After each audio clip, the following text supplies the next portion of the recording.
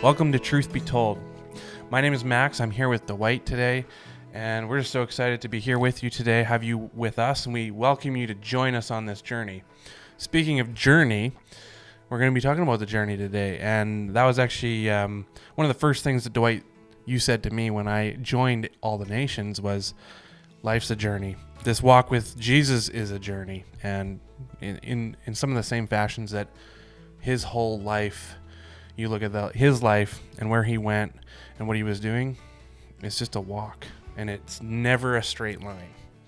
Yeah, that's interesting, Max, because when we thinking about Jesus, he says to his disciples, "Follow me," and we're in we're 2,000 years away from that now, and we often think about that, "Follow me," and almost as if they knew where they were going, what they were going to do, how that was going to go, how that was going to end. Mm-hmm. And he just says, "Follow me."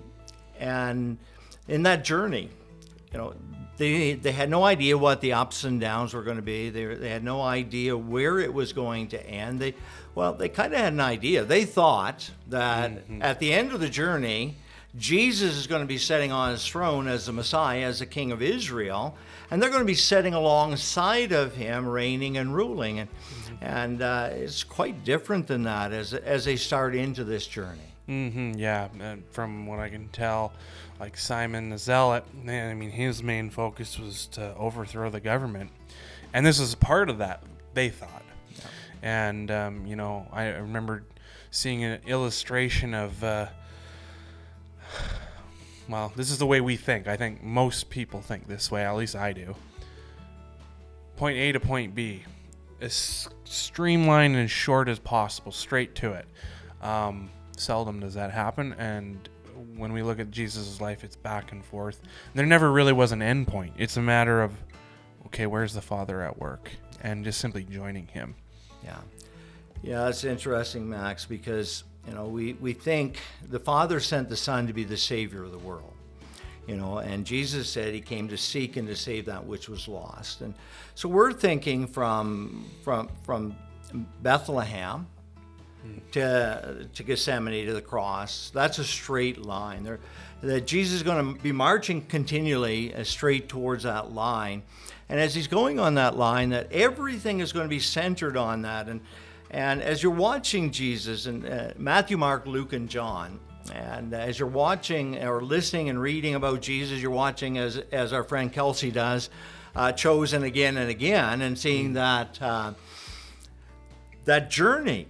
It's not a straight line at all. It's more like a life of interruptions as Jesus is going there. And we'll talk about some of the disciples and the differences in those disciples. That makes that so interesting as they're starting through. You talked about Simon the Zealot. You've got Matthew, and when Jesus calls him, and 2 words. He's sitting there at the tax collector's booth. And Jesus walks by, and we don't know how many interactions Jesus had with him before, what he said, or what he's heard.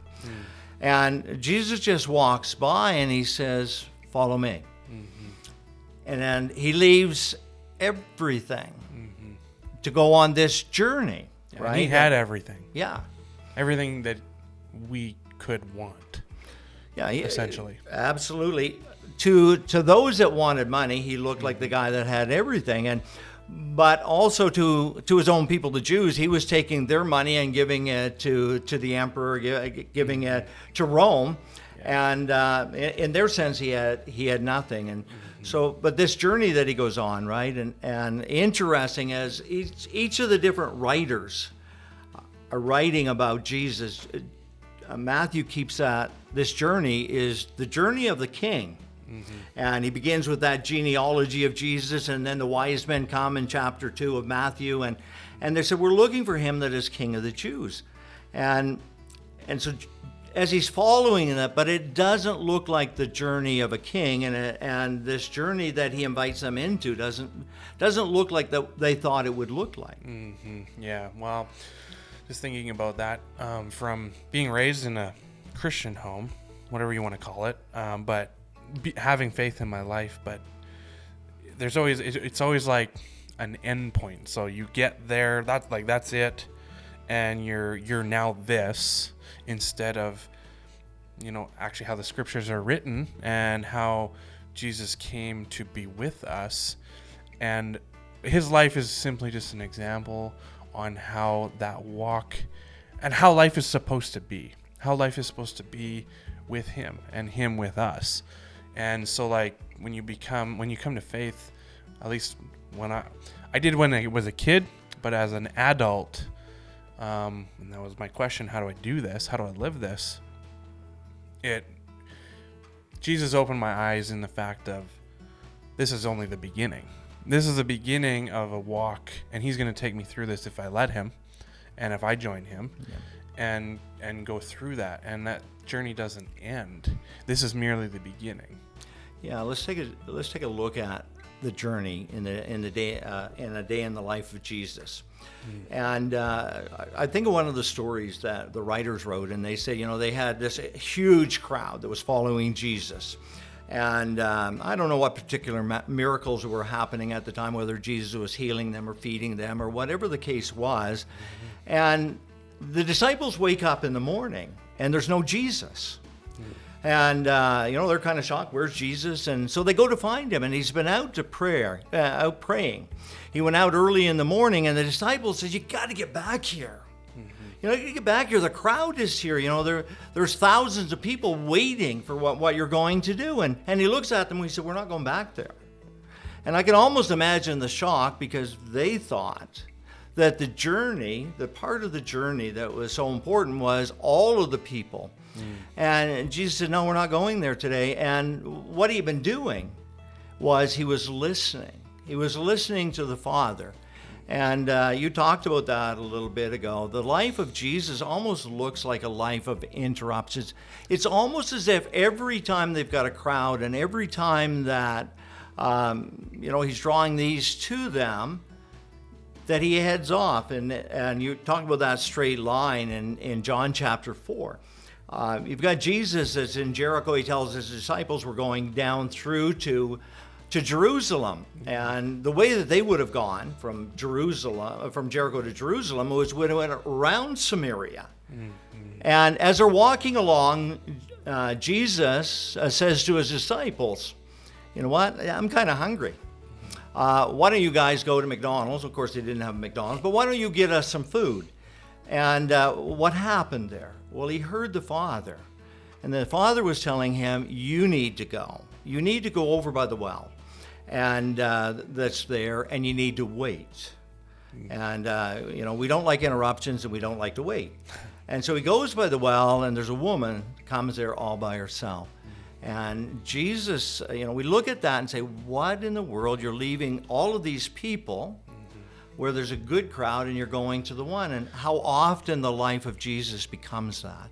It's leaving the crowd. It's the interruption when he sees where the Father's at work, where he hears where the Father's at work, and he leaves that. And what's interesting about that, if you read that through in John chapter number 4, by the time the disciples come back and wondering why he was really meeting with Jesus, why he's really meeting with her, she's left, and she leaves her water pot right by the well.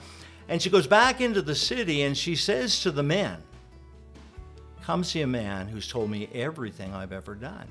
And then she, in turn, she brings them to Jesus. Think about that. How, she brought the whole city, or maybe in a small city, small town, but she brought them to Jesus, right? And so that journey, that journey and those interruptions that we often look at and say, that's not where I want to go.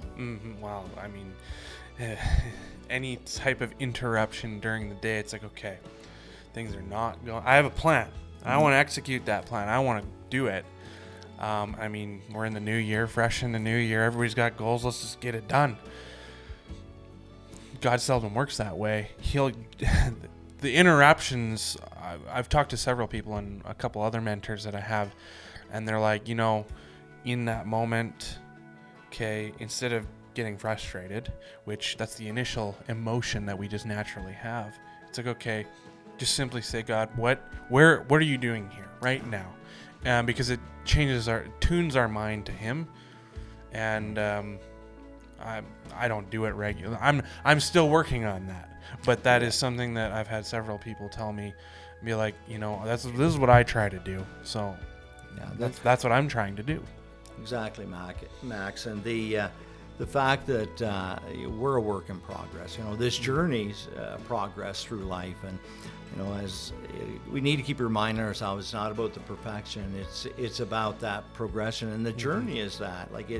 Every day for all of us is different, and that if the truth be told in our lives, one day it's a mountaintop experience, and we go, well, I've got this, and the next day is that down in the valley, and so really that journey that we're on with Jesus, right? And but as you said before, one of the things, go back to in your conversation, so Jesus is showing us how to live by the Spirit and how to live in this life, and how to follow Him, right? Well, He's not left us alone to find that, but to follow Him, to listen to the Spirit, to listen to the Father, to watch for the fathers that work around us, and as we do that, it doesn't become easy, but it becomes easier. Definitely, yep.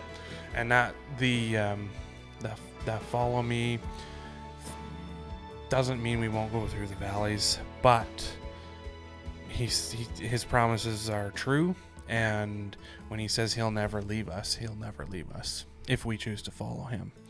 So I just want to thank everybody for joining us today. This is Truth Be Told, and God bless.